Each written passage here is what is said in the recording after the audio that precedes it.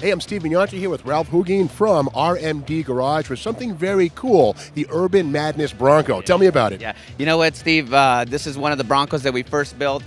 We started in August, and the reality was kind of breaking away from the hot rods that we normally do, and which we love to do, but we wanted to kind of push ourselves to do something different. And it was a perfect fit to work with United Pacific. They're obviously going to do a lot of the sheet metal for this Bronco, so it was early stages to get a lot of that pre-made for us, and then all the lighting that they provide. So it was great. I got to say, it looks great from front to back. You started in August? That's like, what, 9 weeks ago? Yeah, it's pretty crazy. And then at the same time, we're filming, so we have to make sure we pause and get stuff ready and make sure that they capture it all.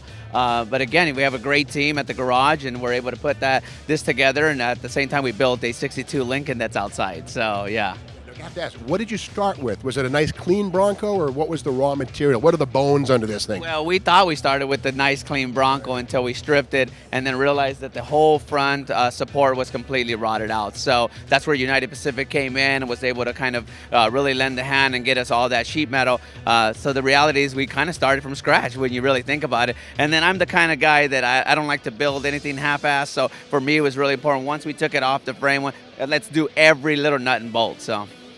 I always say that the engine is the heart of any vehicle, and you guys nailed it on this. What do you got under the hood? Yeah, so we got a small block. So we went from a Coyote, and then we're like, no, let's go EcoBoost. And then we went, you know what? Let's keep it really, really hard where the Bronco kind of came from. And so the 302 small block, but then I said, let's put a spin on it. Talked to Borla, got an induction unit, and we're able to put it in. And I think it kind of made that jewel just shine even more. Very cool. Just keep in mind the EcoBoost and the Coyote don't have push rods. Yeah. This 289 has push rods, and of course the 8-stack Borla EFI. Very cool stuff. Tell me about the interior. Very exotic. Almost like a designer was let loose in this. Thank you. That was me.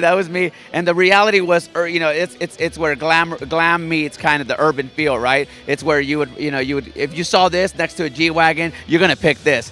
Why? Because it's still rough enough that you can go out and do everything you want to do, and then it's still clean enough that you can pull up to dinner and be able to just walk in because somebody's going to want your Bronco. So it was a huge twist that I wanted to do. I kind of took out the backs, and I wanted to do a webbing, kind of like the whole military, thinking of when they drop all this food in different areas and they have all this military webbing. I fell in love with that, and I just kind of wanted to bring all the little attributes, little bag for magazines as you're traveling with your kids or whatever, just kind of things like that. So.